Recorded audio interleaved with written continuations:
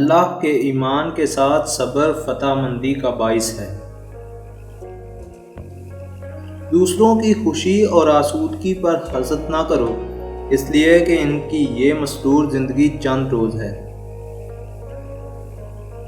جو شخص زندگی کی مناسب ضروریات سے زیادہ کا طالب ہو وہ کبھی قانع اور مطمئن نہیں ہو سکتا۔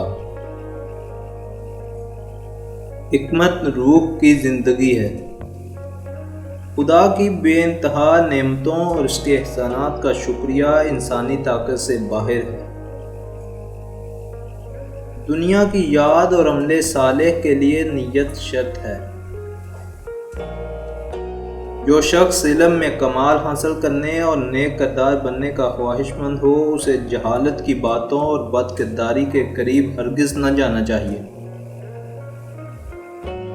سعادت مند وہ ہے جو اپنے نفس کی نگرانی کرے۔